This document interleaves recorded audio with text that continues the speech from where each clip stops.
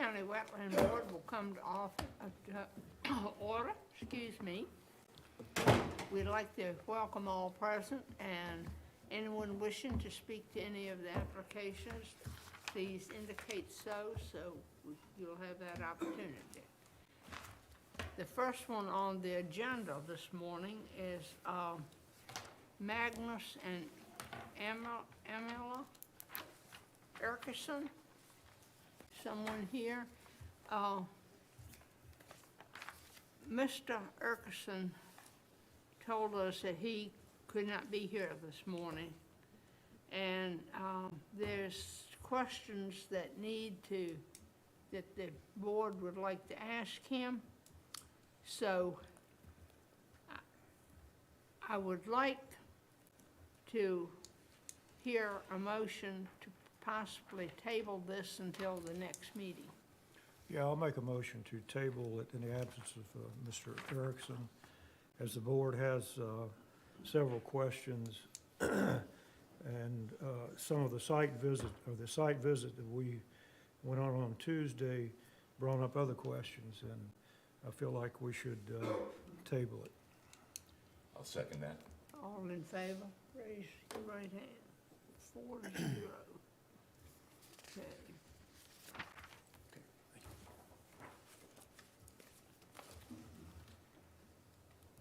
Okay, then I think it's, the next one on the agenda is Francis and Carol J. Burke.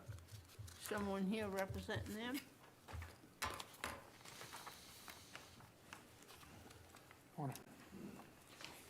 Before you get started, I just want to remind everybody, since Crystal cannot be here today, make sure you don't have to choke up on it, but make sure you speak clearly into the microphone so that she can take minutes later. Will do. My name is Craig Palavinsky with Bayshore Design. I'm the agent representing this request. Okay, I'd like to read the ad, please.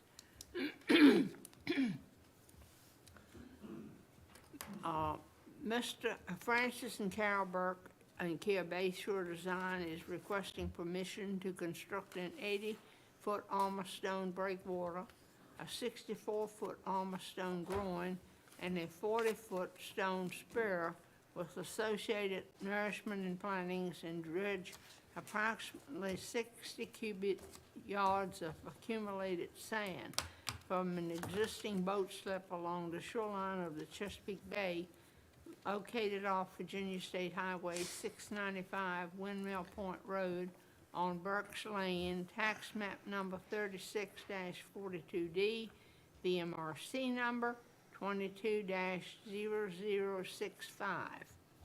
Go ahead. Okay, what we're proposing here is to protect the north shoreline of Mr. and Mrs. Burke's property. That shoreline used to be connected with what I call North Point. Sand spit was attached there, and right around 2009 the spit started breaching, migrating further back in Little Oyster Creek, and then I would say probably like around 2017 or 18 it completely blew open to the point where it never reconnected. And when this occurred, so he started experiencing some erosion along the base of that dune, that low bank on the north side of his property just behind his house.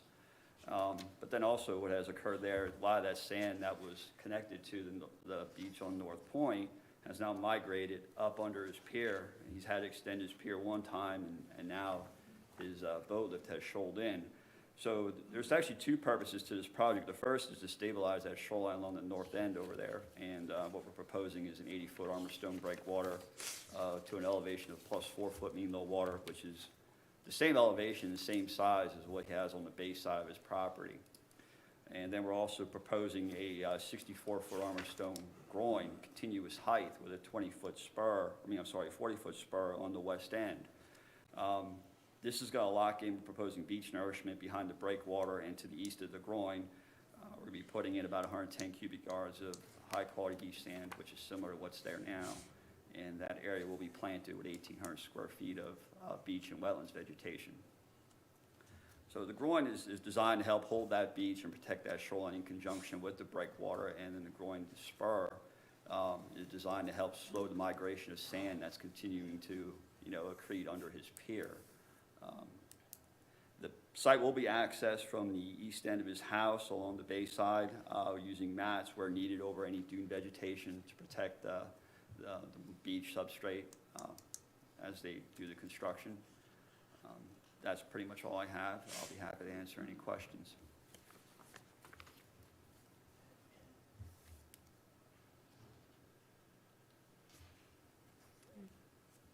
Those timber mats for construction purposes, they'll be moved at the end of construction, is that correct? That's correct, yes. Okay.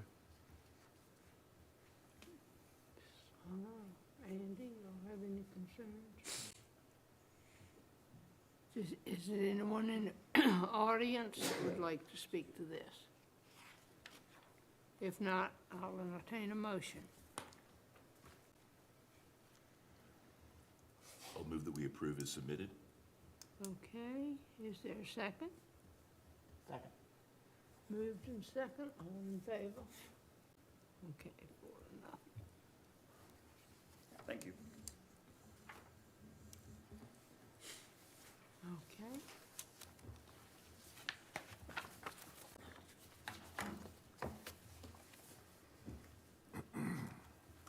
Next on on the agenda is James and Melissa Burke. Someone here representing them?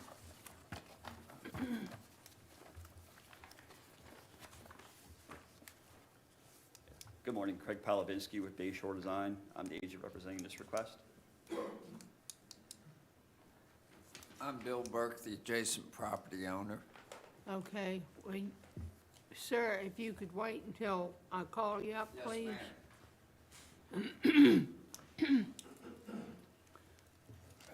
Okay, I'm gonna read the ad.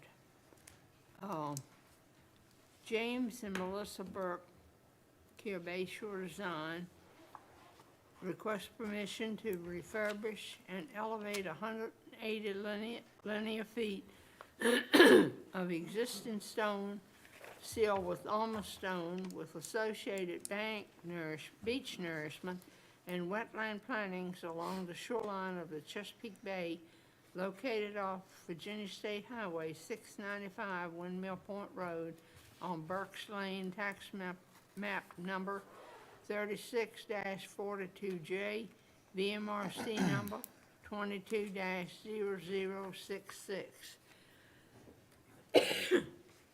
Go ahead. Okay, what we're proposing here is to cap basically an existing riprap concrete rubble sill. It's been there a long, long time. It's very low in some sections. High tide just entirely comes over top of the sill.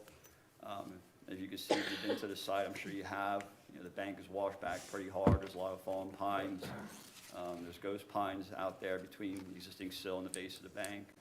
So what we want to do here is basically cap that sill with armor stone, raising it to a height plus 4 feet, mean low water, which is consistent with the adjacent breakwaters to the northeast, northwest. And also extend it slightly about another 20 feet towards the next breakwater to close that window. Right now, the gap between the next breakwater and this existing sill is about 90 feet, so we're going to close it to where we get it down to 70 feet. The area between the sill and the base of the bank will be nourished with about 1,000 cubic yards of sand. All the debris, the fallen trees, the ghost pines that you saw out there, that'll all be removed, and the nourishment will be brought in. And then we're also proposing to plant the back shore with 8,000 square feet of wetlands and beach vegetation. We want to try to get the sand up to the top of that bank. And the bank's not very tall, maybe 2 to 3 feet in height, but we want to create that back shore with a good strand of vegetation to help hold that, you know, in conjunction with the armor stone sill. We notified the adjacent property owners, and we had some concerns. Mr. Burke is here. He can address, you know, his concerns. But I think we tried to satisfy him as far as he was concerned about the types of vegetation we had planted. In particular, it was the Atlantic coastal panic grass. So I had a preliminary revision where I deleted that. He seemed like he may be okay with the Spartina patens. But then he wanted us to ensure that that existing vegetation is there now, that's compatible with what we're proposing. So I did look at it yesterday, and I sent some pictures to Lyle Varnell at BIMS, and he did concur that a lot of that vegetation that's on his shoreline further to the northwest of Frank Burke's property, and also on the adjacent property of Luther Smith is all heavy strand of Spartina patens, salt meadow cordgrass. So we are proposing to plant the same type of species that is already existing on site. The site has relatively easy access. As you can see, if you walk through the clearing where you park your cars, there's a nice cleared path right down to the shoreline. That's the access point to do the construction. That's pretty much all I have. I'll be happy to answer any questions. I'll call up Mr., do you have any concerns? No, I have sent a letter to the VMRC, a letter to the board, and a letter to Mr. Polubinski. It was all addressing the fact that all of this sawgrass is a rhizome-rooted grass that does not stop on the property that you planted on. It will go into the property next door. My major concern was I have seen some of the sawgrass that was non-intentionally introduced to one of my neighbor's properties, Paul Summers. This sawgrass took over and is now completely covering his property. This is one of the Atlantic coastal, which Craig Polubinski has removed from the plan, and I was very pleased with, because it is very invasive as far as where it will go. And it's also like bamboo. You can't get through it once it starts growing. The sawgrass that he has presently listed, all I can say is when you send a letter to a homeowner, send them some terminology that stipulates that the sawgrass you are introducing is the same as the sawgrass that is on the property. When you just give me names of sawgrass, I look it up. And when I looked it up and it said rhizome, and I looked up the pictures on it, and it showed very, very thick grass, I was concerned with it on my property. And therefore, I objected to this. Well, sir, now that you and Mr. Polubinski have conferred on this, are you withdrawing those objections? I have not conferred with him this morning because I only found out about this being on the property and confirmed on the property this morning. However, once this has been presented to me in writing, I will be more than happy to approve this project. I don't have any problem with the rest of the project. My only concern was converting my property into a wetlands. And that is my only concern. I'm wholeheartedly behind trying to conserve the beach. I'm wholeheartedly behind anyone doing on their property what they wish, as long as it's not going to negatively affect mine. And if the terminology in the original letter had stated that we have confirmed this sawgrass is presently growing on the property, I would have never had an objection, nor would I have to go through this, nor would I be here today. So I'm just asking that the Craig Polubinski in the future maybe considers to give us some terminology that explains exactly how it's going to affect the property involved. And with that, I have no objection to proceeding with the project as promoted by Mr. Polubinski and letting the sawgrass, which is presently down at the beach, be planted on the property that is going to be increased and restated. Well, I thank you for your comments, sir, and, Mr. Palubinsky, do you have anything you'd like to add before Yeah, I had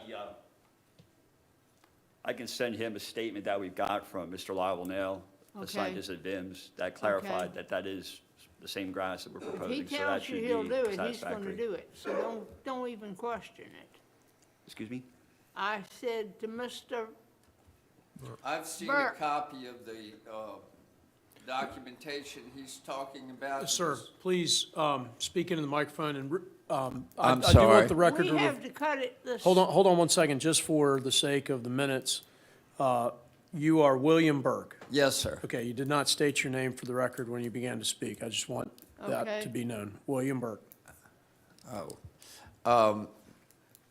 He has the floor, sir. Yes, ma'am.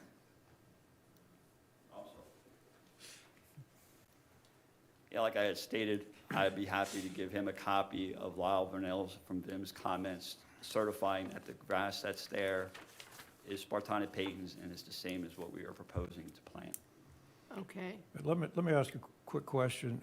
Is there any way that Bill could, is there any way that Mr. Burke could consult with an adjacent property owner to work out what type of grass? Because I don't think this board has any jurisdiction over any sort of grass that's planted. We just want to see some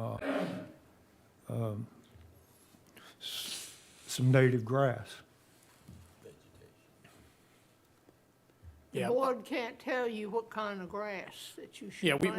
we do not engineer the projects, so I think the board has enough information before them today to make a decision, to render a decision. If that causes a civil conflict amongst property owners, that's between them.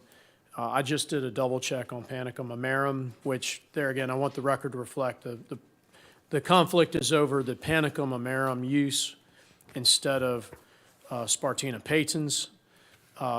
Both of those grasses are native. Both of those are not on the Virginia invasive species list. They are perfectly acceptable to use. They are also listed in the title, the state title code that guides this board and your actions. So like you just said, as long as the suite of grasses or plantings, because it's not only grasses, some people use shrubs, things like that. As long as they're listed in the state code, and both of these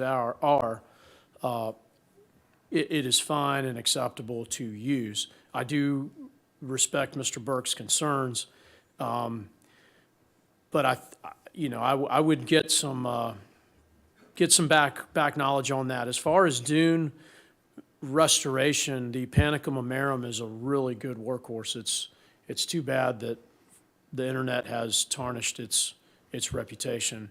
In a place like this, as you all saw, with that much fetch and that much wind throw, you need extremely deeply rooted grasses to be able to even consider that success will be found with the amount of money that has to be spent on a project like this. So I think y'all are ready to make a decision, and you've heard, I would continue to open up the public hearing. If there are any other concerns or concern online, I would field those and then render your decision.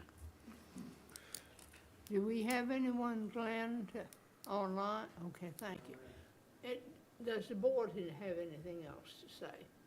Well, as the type of grass is not in the scope of the board's scope of work, I feel like we should approve the project as submitted. That's right.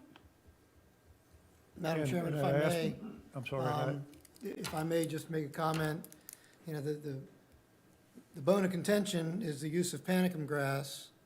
The applicant has indicated that they are willing to not use panicum grass, that they will just use patens.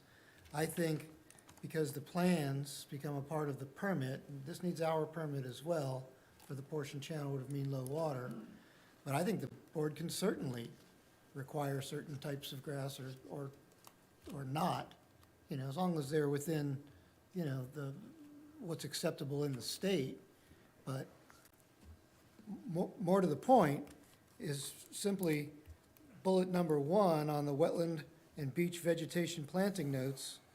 If Craig were to modify that to say salt meadow cordgrass only and take out any reference to panicum grass, then it's in the permit document. And that's where the enforcement can come. Now, there could possibly be, unintentional phragmites come in. He addresses that, as most applicants do in these types of projects. When you bring sand in, a lot of times you're bringing little chunks of roots from frag in, and you gotta monitor it. Well, that's a requirement. You can't, I think, yes, you are well within your rights to, in this case, I don't wanna say prohibit, but only permit patents, which you're agreeing with, we get it in the plans. Well, that could be a part of the motion, right? To Well, request I that. just think that it can, to get to Cecil's bigger question, do you guys have authority over the plants? Well, if he came in and said, I'm gonna plant Bermuda, you could say, no, that's not a wetland plant. Or, in this case, it's the other way around, it's a wetland plant, but it's, I don't wanna call it invasive, but it's aggressive. And to Brian's comments, that's what you want. You want something that's aggressive, that's gonna hold the soil. Because down there, you get a nor'easter, and Oh, yeah. so, but at any rate, I think we're all in agreement here, but to Cecil's bigger question, do you all have the authority to dictate? Yeah, I think you do. Just like anything else, if somebody comes in and says, I want to use stone that's a different size, or you say, no, it has to be this size or that size. So, not simply saying it has to be a native species. So, that's my comment. Are we saying we want to have the plans modified to show the type of grass that's acceptable? Well, we can approve it and they can, modify the drawings and send them to Brian, couldn't we? A simple note, if you look at page 3 of the application, number 1, that bullet item could be modified very easily to answer all the questions and get it to the record that it's part of the plans. So I can move that the project be approved, provided that a revised drawing is submitted to the county to show the acceptable type of grass to be planted. I believe that's been done, excuse me. I think the second plant he sent, he eradicates the Atlantic coastal grass and only has cord grass on it. And that was, my contention was that I didn't understand that that was the actual grass that was presently growing there. Now that I understand that, now that I've gotten a confirmation this morning on my email, I'm perfectly satisfied that the project can move ahead.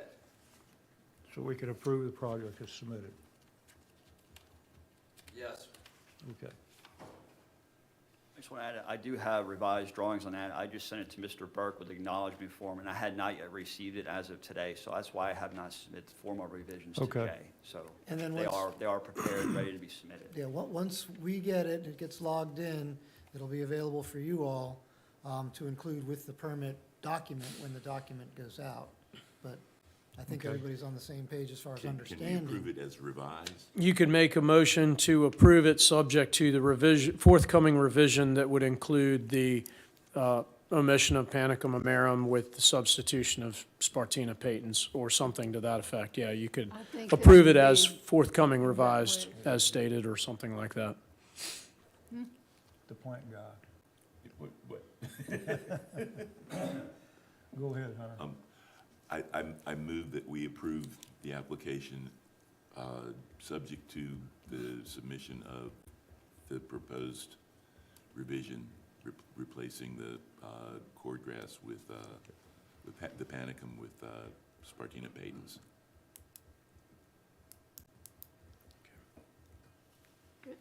Second, please. I'll second. Moving second, all signify, raise your, okay, thank you. And now that we're through that, to add a little more confusion, you'll note in Lyle's email, it's no longer being referred to as Spartina, because DNA research has decided that it's Spirobolus, you know, Right. cordgrass, beach grass, salt, you know, there's all these different names, and until you get the scientific name from the scientists, but as far, I've got a couple of more years until I retire, it's always gonna be Spartina to me. You know, it's That's just, way too complicated. but. Well, the it- thing, it- it- same thing happened to wax myrtle and bayberry. Yeah, it Used to be can- considered different species. It's, And all it really ever does is leads to confusion among the people discussing it, because you're all referring to the same thing, you're just calling it by a different name, so.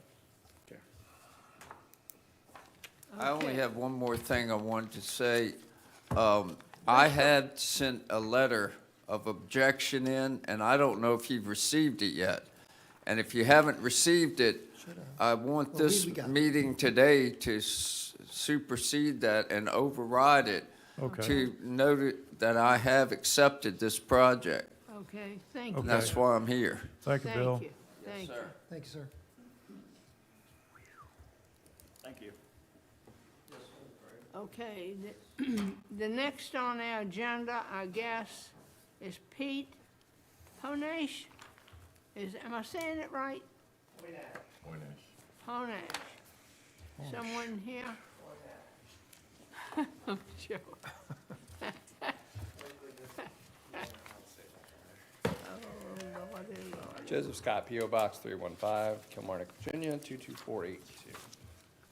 Okay, read the ad, please. It's, he requests permission to construct a 213 linear foot riprap revetment along the shoreline of the western branch of the Currituck River, located off Virginia State Highway 1070 Currituck Drive on Bayview Drive, tax map number 20D-5-512, BMRC number 22-0074. Go ahead. Yes, so I was not able to go to the sites with you guys yesterday, but I'm sure you saw it because you can walk down the multitude of steps that are there to the base of the bank and look back and see all the trees that have fallen over. And they've got a problem that a lot of folks have had in this particular area and kind of across the county, at least in my opinion, over the last 18 months to 2 years, where you've got water running out of the bank and you also have a little bit of tidal action in there. So he's losing trees. The house is obviously extremely close to the edge of the bank. It's a forested bank. There's not a whole lot of options. They got to do something to stabilize the base of the bank before they lose any more trees. And it's pretty much the same thing that had to be done a little further up the road that was approved, I want to say a year or year and a half ago, where the roadway was in danger of kind of washing out. The difference there is they had already taken all the trees off of that. This is, no vegetation's coming off this. It's all going to be done by barge except for the stuff that's already in the water. I don't know that a living shoreline would necessarily provide the stabilization at the base of the bank, which is where it's needed. And the proximity of the house obviously keeps you from grading this huge tall bank back any way, shape, or form. So hoping that can put a base stone, or put some stone at the base of the bank and give them some stability, and hopefully they will not have as much bank slumping continue to occur. If you guys have any questions.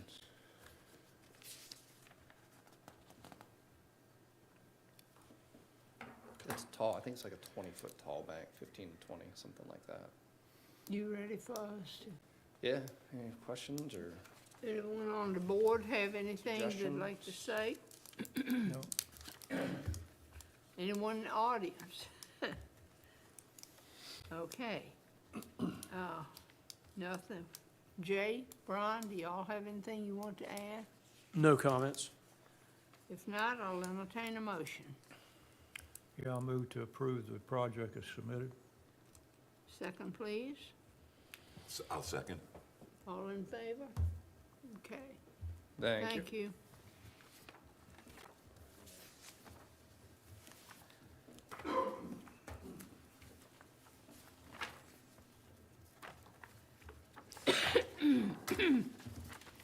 Excuse me, please. The next on the list is Gregory and Lois Pennell. Yes, that's also mine. Joseph Scott, P.O. Box 315, Kilmark, Virginia 22482. Okay. Agent for the applicant. They're requesting permission to construct a 132 linear foot riprap revetment along the shoreline of Tails Creek, located off Virginia State Highway 629, Lumber Lost Road on Taylor Creek Road, tax map number 27-29A, VMRC number 21-2396. This is somewhat similar to the last one. Experienced the same sort of problems. They're just not, they don't have as many trees that they've lost because most of their bank is covered with bushes. It doesn't experience as much of the tidal activity because it's up at the head of that cove. But it is having some slumping and they want to do something at the base of it. They don't want to grade and pull all those trees and bushes and stuff out. They just want to put something at the very base. And this is something that's been, I've done 3 or 4 of these down Taylor's Creek, and it's a lot of the same sort of stuff, like water gushing out of the base of the bank, causing the bank to slump some. It's not horribly bad at this point, but it's bad enough that they would like to address it, and they'd just like to put a little bit of stone at the base. It is a north-facing property. The fetch across the creek, which is full of trees. It's forested behind it. It's forested across the creek. It's forested at the head of the creek. If you go through and look at some aerial photos through the different times of year and on Google Earth, you can see that it just doesn't get much sunlight at all in there, which is probably nice if you got a boat and you don't want it to be beat up by UV rays, but anyway. So this was what we had proposed. The bottom there is very soft. And again, I just don't know that a living shoreline would give you the stabilization at the base of the bank to keep the bank from slumping. And this isn't as tall of a bank. I think it's about like 6 to 8 feet, but it's still pretty straight up. Like, Well, living shoreline there probably wouldn't work because of the mud bottom. that's what I feel, but I don't want to offer a living shoreline up to folks that are going to spend all this money to do something that might work or might not work. If they are, and this is not particularly this project, but just in general, if they're all for it, I'll definitely help them get a permit to try to make it work. But a lot of these folks don't know what will work and what won't work, and I just don't want to offer something that I'm afraid they'll spend a fair amount of money on, and it just won't give them. It won't give them stabilization at the bank. As you've seen at Grayland Horn's place, water just keeps running out of a bank even when you build a living shoreline. Yeah. So, you know, if that continues to happen, then the bank will just continue to slump. And it's gonna be something you're gonna have to manage. They're more interested in doing something with at the very base of it, and the neighbors have it. It's on the other side of the creek. There's pocket marsh in there on the back side. But they're also not surrounded by trees because of the way that the lay of the land is there, so. You'd be cutting a lot of trees down, I think, to make this get the proper amount of sunlight, but that's just my opinion, and I'm not a scientist nor an engineer. But I did stay at a Holiday Inn last night. That was my only concern was if a living shoreline would work there, but I feel like it won't. Yeah, I think it would be shaded. Plus, it's already north facing, so we would never see any sun at this time of year, so.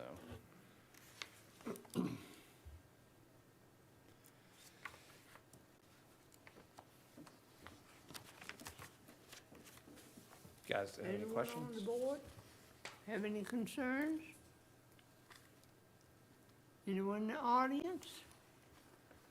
Brian, Jay? I'll just, unless Brian has something, Yeah. I think we're slowly but surely getting to a point where the board, and not just this board, but the other boards I work with certainly, and the agents are understanding. Yes, living shoreline is the preferred method. However, there are certain times and places and conditions that just don't meet it. And before the change of administration, the VMRC anyway, was feeling the push from the Secretary's office that, it's gotta be. And our only recourse at that point, to not reviewing you guys, was to get VIMS out and have VIMS, Lyle or Emily, two people, confirm that what we all just said. High bank, faces north, soft bottom, seep, blah, blah, blah, blah, blah. But at that point, the best available science, as defined in code, is verifying it. I don't know that we need that every single time. There are gonna be some times where, maybe it could in certain areas, and then we get Lyle to come in, or Emily. But I think we're sort of getting back to where we always were, with an eye toward living shorelines and seeing where they can work and knowing what's involved and the costs associated. And I don't know if I'd sent to Brian or not. I need to send it to every board.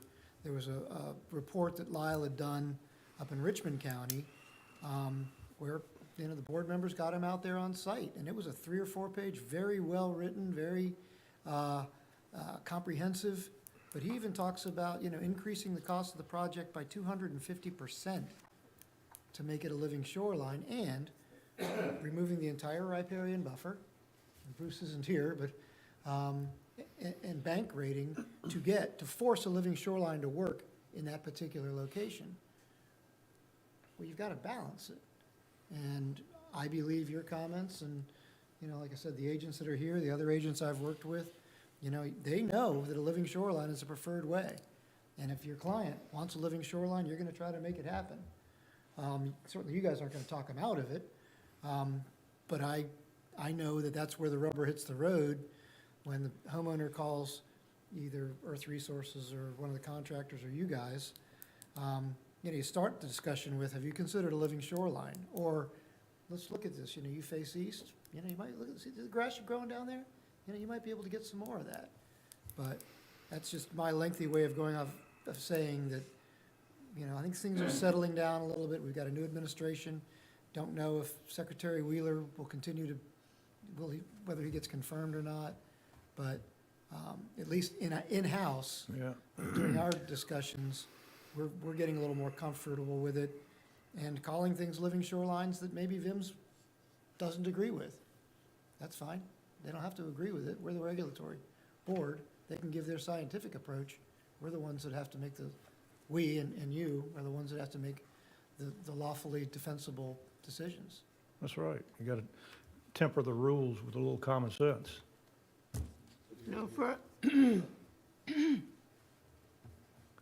further discussion by the board. I'll entertain a motion. Yeah, I'll move to approve as submitted. I'll second. All in favor? Okay.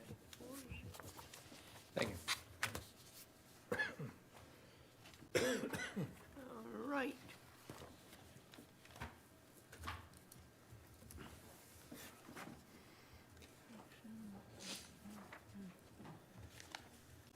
Okay, the next on the agenda is the application of James and Sherry Gilbert. This one? Which one did I miss? That was it. I Yeah. had Pam. Yeah. You're up.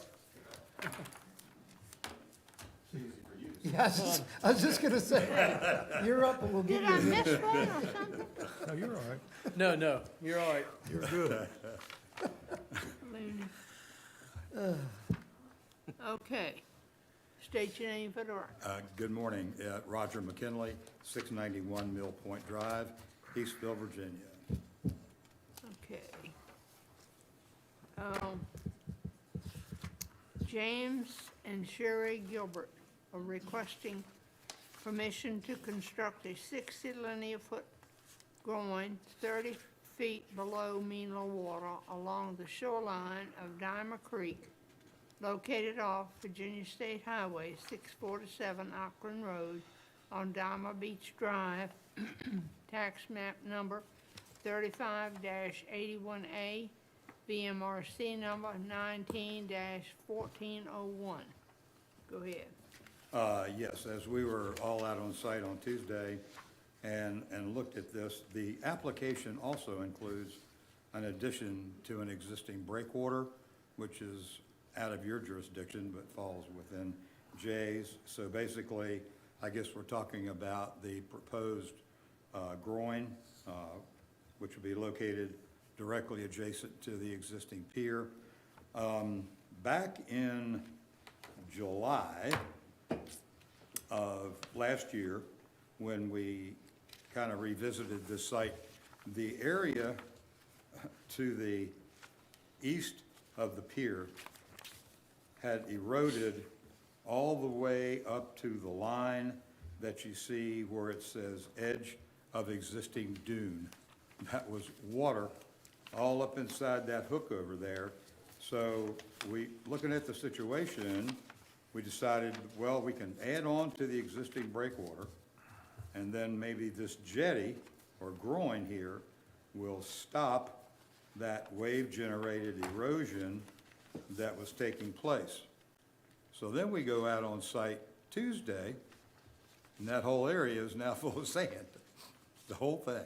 But I think that since we have an application before you, I would like to go ahead and get your approval for the groin, and then we'll deal with VMRC on the other part, just in case, because that's a really volatile area there at the mouth of Diamond Creek. So it could happen again that they would lose all that property that they've gained over the winter. So that's what I would like for you all to consider this morning, is the approval of the groin, and then we can go ahead and finish up with VMRC for the addition to the breakwater. When we were on site, I think we talked about extending that groin right to where the new breakwater, Yes, sir, and that's shown that way on the drawing. yeah, Yes, sir. okay.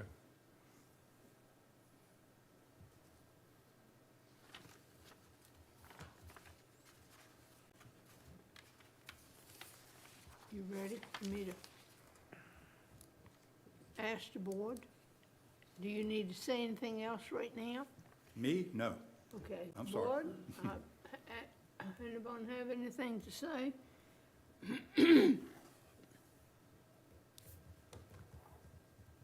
Brian, Nope. No comment. Jay, anyone in the audience but the agents? Do I hear a motion? You want to talk? No comment. Do I hear a motion? Yeah, I'll approve as submitted, provided the groin extends to the new breakwater. I second. Okay, all in favor, second? All in favor signify by, who seconded it? Oh, and, Thank you.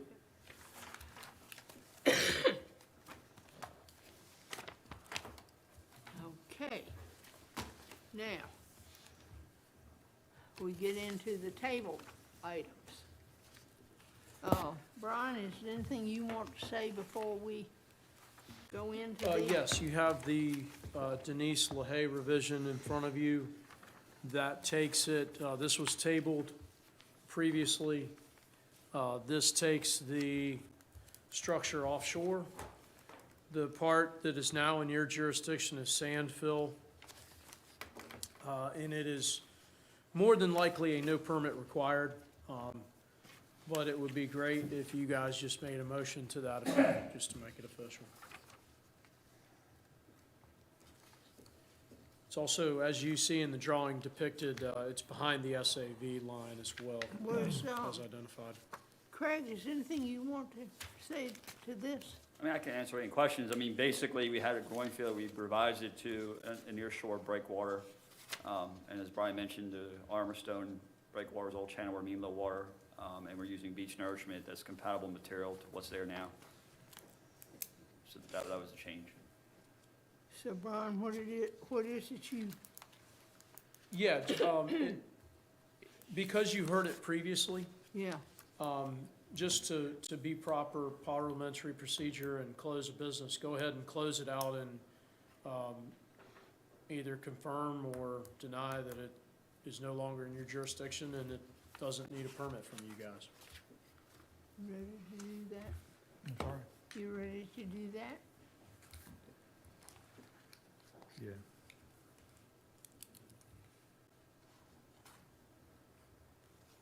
Okay, I'll entertain a motion to that effect. Go ahead, Cecil. Well, I have a question. Do you want to approve as submitted? I We think have a with- Approve revision the here, revision, yeah. I think with the revisions. yeah. You can it's- approve the as revision. Brian's- I mean, you can accept the revisions, but those revisions have now taken it out of your jurisdiction, so they're really, you're not gonna be issuing a permit. Like Brian said, to close out the file, you can acknowledge receipt of and find revision. that the beach nourishment is exempt. The only thing that's in your jurisdiction is the sand going on the beach. Breakwater's in our jurisdiction. We will approve that, and for what it's worth, we used to charge a nickel a square foot for the encroachment out in the water when you would build land back. This is kind of a new thing with Randy. We are no longer charging that nickel because it's a living shoreline approach. So we're, when people now go the direction we want them to go, rather than, punitively punish them by charging a royalty, it's the one little thing we can do is just take away, we approve it, but we take away the royalty associated, similar to how we would never charge a royalty for rock on state bottom. The breakwater itself, we don't charge a royalty for the stone. That's kind of habitat. It's not a loss. And in this case, the submerged land, the shallow water submerged land is becoming intertidal beach, which is habitat. So it's a wash. I guess we, as a board, could make the motion to say upon receipt of, the revision, it's no longer in our, We acknowledge that the permit is no longer Exactly. required. right? Yeah, and were this to have been that way from the beginning, it would not have come to you, but since it did, you held a public hearing, that hearing was tabled. I just Just get it off the Yep, records. I got and that get it county over attorney with. over my shoulder, you gotta close it out with a official action rather than letting staff people arbitrarily take it on themselves. I'll make a motion that Okay. we acknowledge that the revision has been received and that a permit is no longer required. Good. Awesome. I'll Okay. second. Second? I did. Okay, all in favor? Okay, 4-0. Thank you. Thank you.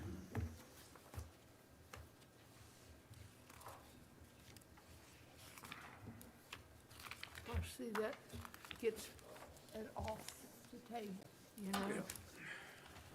Okay, the next one is Jim Reynolds.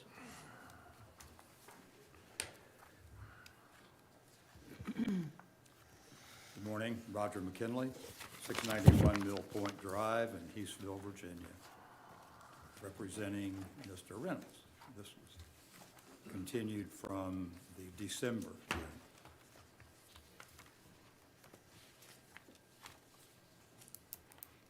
October. October. Yeah. Wow, it's been around a 14th of while. October. This was the first meeting, and you Okay. asked to table it in the 9th of December.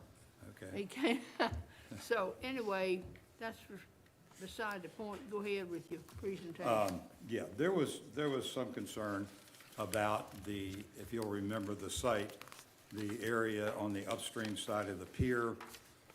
There were several trees, root systems in the water, and the board had some concern about the clearing that would be required in order to install a revetment there. We obviously need to fix the bank, So in conversation with Brian, we thought that if we agreed to absolutely keep any clearing or disturbance to the bank at an absolute minimum, that we could go ahead with this project as it was submitted. I have a couple of pictures that I can submit, and I don't have to have them back, but this is one of the trees. I'll give it to you, Edna. That's just upstream. Here's another defect in the bank, and this is what it looks like overall going upstream. And on the downstream side, there were several defects that we wanted to try to repair. So that was the request for the revetment instead of a living shoreline.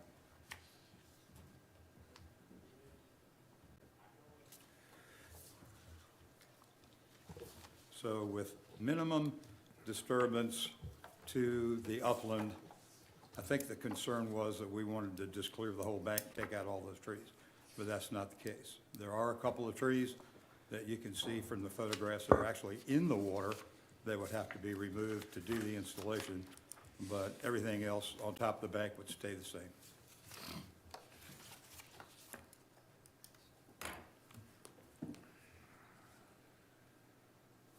Have, the board have any concerns?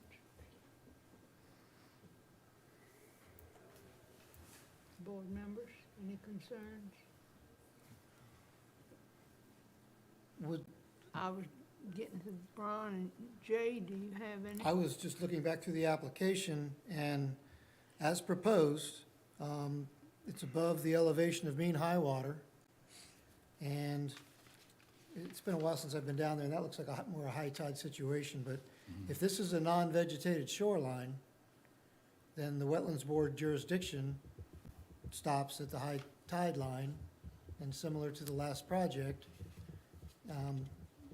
it is ostensibly out of your jurisdiction, doesn't need a permit. Granted, it is within the Bay Act, and he has to go through the county to get whatever he needs for that, but, you know, I go back to the strict interpretation of jurisdiction, and tidal wetlands in non-vegetated areas is low tide to high tide. And if you're behind that, or that side of that, it's not in your jurisdiction. Right. I might just mention, Jay, that I think that there are probably times, just to be on the safe side, where high tide may come up to the base of the bank where we're proposing. Okay, To just be safe, I would feel better if I had a permit from you all. That way, if somebody looks at it and they see high tide up there, we've already addressed that issue. yeah. And we wouldn't challenge that, and don't want to second guess Are you sure? Wetland Board. That's not been my recent Come on, guys. experience. What's that? That's not been my recent experience. Have we reviewed any of yours? Yep, oh yeah. Go, you were out last week, go check your file. We got one that I NPR'd, it's coming to them in March, so. Oh, okay, well, which It one was wasn't sand yesterday, it's sand today, now all of a sudden it's jurisdictional and it's as small as this table. Gotta have a hearing on it, so. Oh, I oh. don't, it's easier. That's a bit of a different. Yeah. Yeah, I know what you want to talk about. And you're right, there are cases where they're what I call Bay Act riprap revetments. I did one on Monday, but it is so far upland. It's nowhere near like this, where Okay. maybe a couple days a year, the tide gets that far back, and that's where they'll start the revetment. If it's on that edge, I hate to waste, I don't want to waste anybody's money or time, but I would rather them hear it and take jurisdiction, and that way it's done, and it's Absolutely, I agree. bulletproof, and the neighbors, the problem is the neighbors. The neighbors would say, well, and then before long, we're in a Yeah. bugaboo. And my prior comments in no way were meant as a challenge to No, that's fine. what staff does to bring to you, but to get on the record, you don't want to be in a situation where you're approving things like that last one. We issue, I go back to Randy and say, well, they approved the sand on the beach. Doesn't need a permit. Well, they gave a permit anyway. No one's challenging it, so that's fine. It's probably Yeah. not gonna be an issue.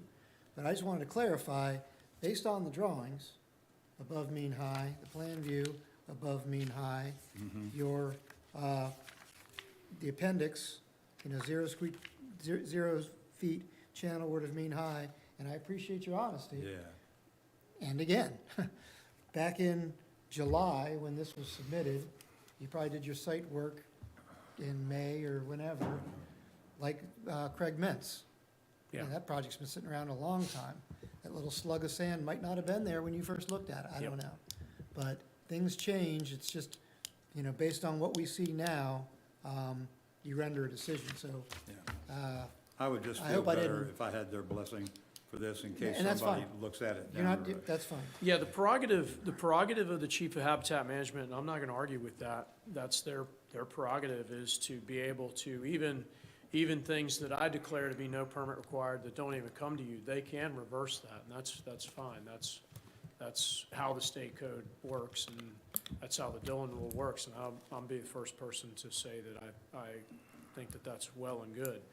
But being that it's that, and seeing what happened to Mr. Mentz, he's ready to come in to get his permit, and then I'm like, oh, hey, by the way, I'm sorry, I'll see you in March.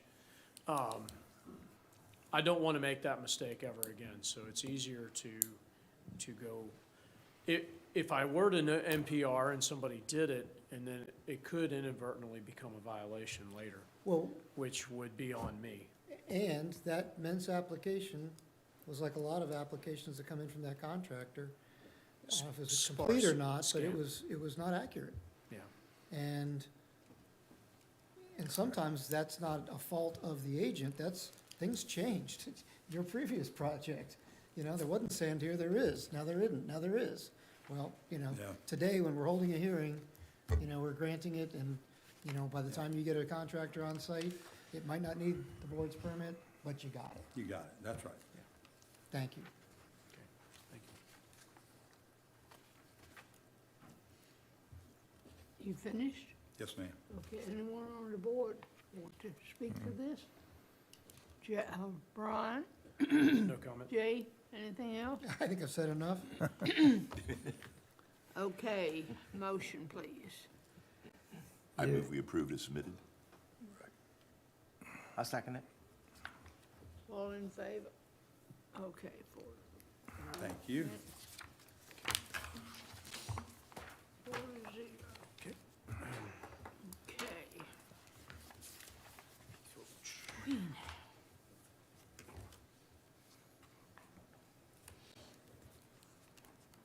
The next one on the agenda is Keith Roach.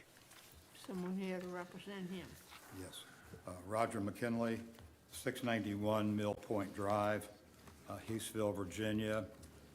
We visited this site, Brian maybe can tell me when we did. December.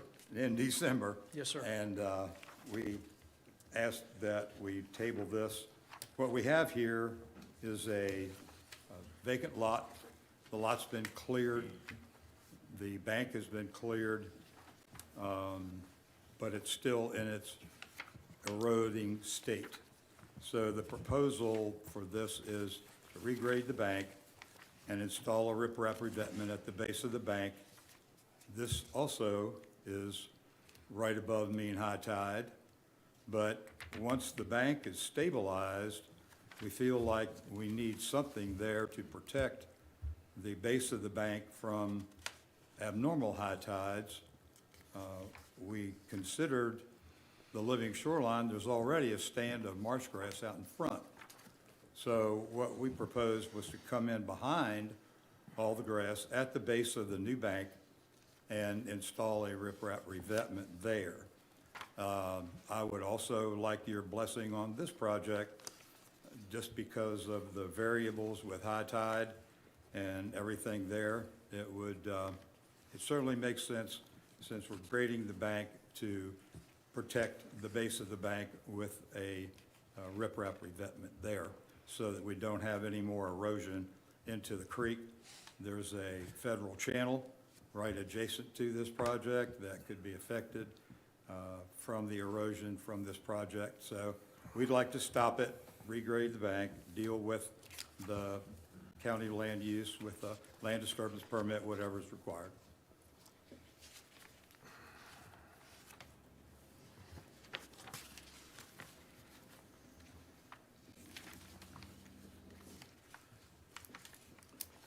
That's all I have, unless you have some questions.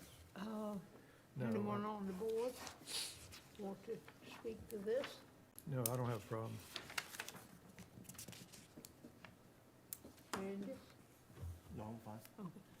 Brian, do you have anything that you'd like to add? No, ma'am, no comment. Jay? So he's gonna come get his Okay. Bay Act stuff. Yeah. Does he need it? Yeah, just to cover that, in case anybody asks, like Roger just alluded to, the next step would be after your permit, before they could build this, they've got to come and get a Bay Act landscaping plan straight with our office, and then they Okay. can, From the county, yeah, from the county. right. For what it's worth, it might not be a bad idea. The plan view clearly says existing bank will be graded landward, blah, blah, blah. But your section view doesn't show any bank grading. Correct. Your section view almost looks more like that previous one, nor does it show any vegetated wetlands in front of. Basically, the section view and the plan view don't really agree. And for sake of clarity and defensibility. I it see. might not- Well, I can certainly modify that and send it to Brian. I think that'd be. a I'll good do idea. that. Send And it show through the me. bank grading. Send Okay. it- Because again, I'm gonna have to not defend, I gotta tell Randy what the board did and why. Sure. And he will say, well, it's not a living shoreline, why not? Well, this is Okay. what's going on, that's being addressed, it's, landward of the, but now I'll have something to support. If that's acceptable to the board, I'll do a revised drawing showing a graded bank instead of existing. Okay. And The then we proposed, will- the proposed grading, Yes, sir. okay. Thank you. Yeah, sure. No further questions or comments? Motion, please. I move to accept approve the project as submitted, provided that the agent submits a revised section view showing the Proposed bank grading. subsequent grading. And the wetlands, just put a couple. Yeah, there is some grass out there, so. Okay. Motion's made. Is there a second? Yeah, gotcha. I'll second. All in favor? Okay. Awesome. Thank you all very much. Thank Well- you. We Thanks, got Brian. them. No problem, thank you. Get better, Roger,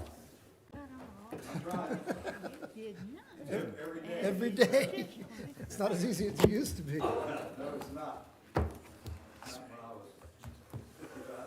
right, How you is- guys have the minutes to approve, and then that's all I have for you. Thanks for your patience. Yeah, here. A motion to approve the minutes.